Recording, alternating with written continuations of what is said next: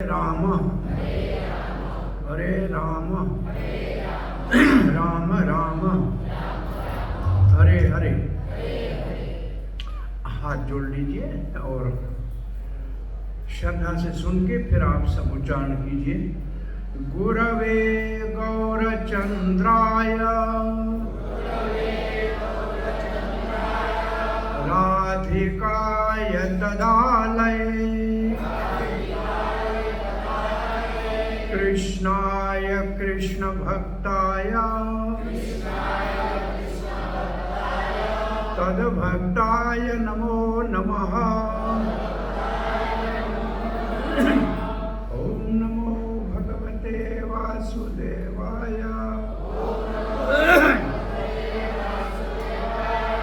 ओम नमो भगवते वासुदेवाय।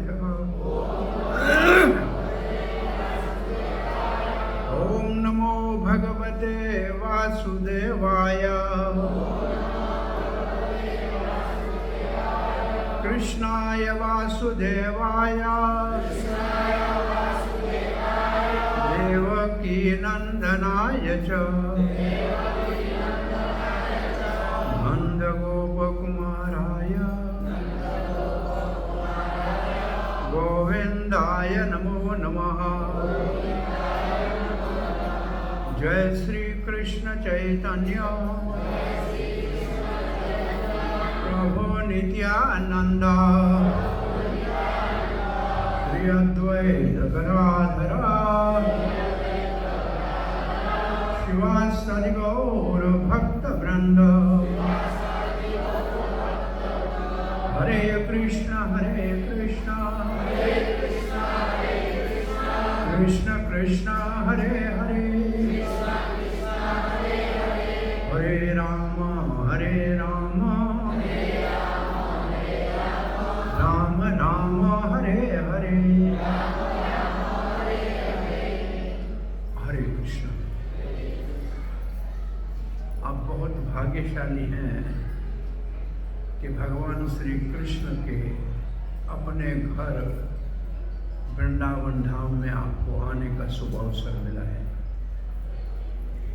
बहुत कई जन्मों के पुण्य इकट्ठे होते हैं तब वृंदावन में आने का शुभ अवसर मिलता है, और उससे भी अधिक पुण्य इकट्ठे होते हैं कि वृंदावन में आने के बाद सत्संग मिलता है। नहीं तो लोग आते हैं वृंदावन में भागते हुए ऐसे मंदिरों को देखते और बाहर आलू टिक्की खा के वापस चले जाते हैं। तो वृंदावन में आना और फिर सत्संग का लाभ लेना, ये आपके सौभाग्य का सूचक है।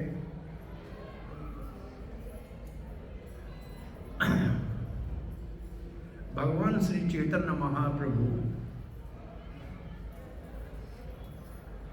कहते हैं आराध्यम ब्रजेश तनयम। आपको आराधना करनी है, भक्ति करनी है तो ब्रजेश है नंद बाबा का नाम। ब्रजेश मतलब ब्रज का राजा, वो तो है नंद बाबा। तनयम का मतलब उनका पुत्र। तो कौन है? साधु। तो नंद बाबा का पुत्र कौन है? कृष्ण। तो भक्ति किसकी करनी चाहिए? कृष्ण। और भागवत के महात्म्य में भी ये लिखा है, शास्त्र भी एक पढ़ना चाहिए। कौन सा? एकम शास्त्रम देवकी पुत्र गीतम।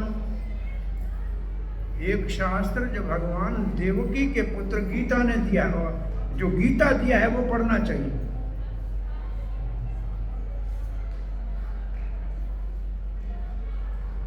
एकम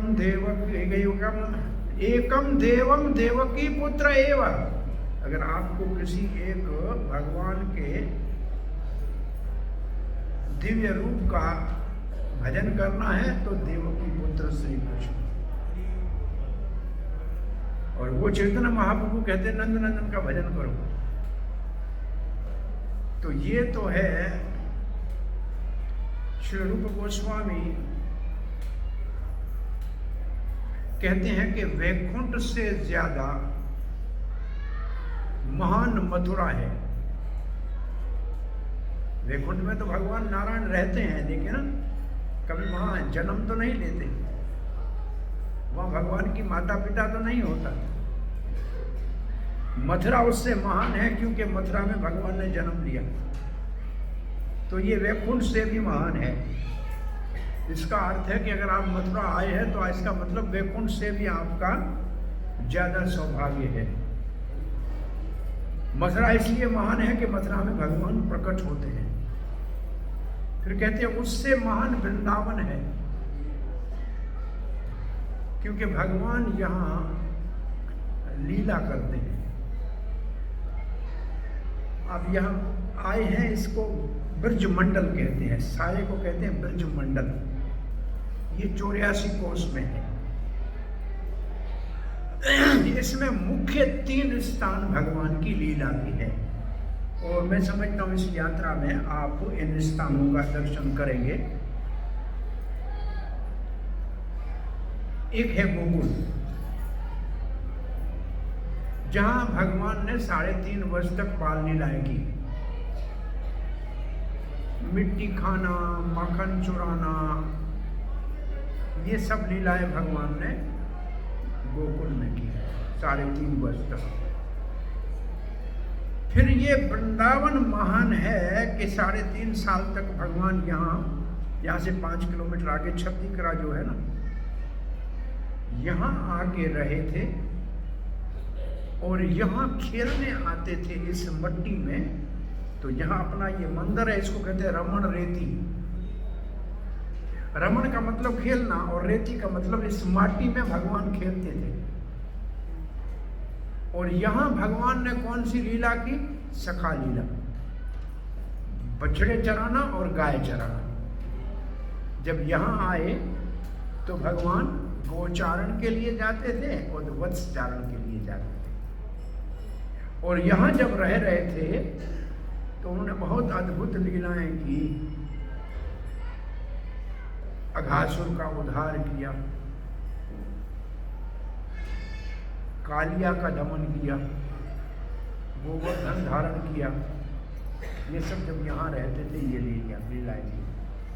फिर यहाँ से चले गए भगवान नंदगांव। नंदगांव नंद बाबा का महल है यहाँ से। वहां भी भगवान इतना ही समय रहे, तब उन्होंने लीलाएं की गोपियों के संग में, विशेष रूप से रास लीला आदि का। वो लीलाएं उनकी भगवान की जब वो नंदगांव रहे तब हुई। ऐसे भगवान श्री कृष्ण मात्र 11 वर्ष और कुछ दिन ब्रज में रहे, फिर यहाँ से मथुरा चले गए।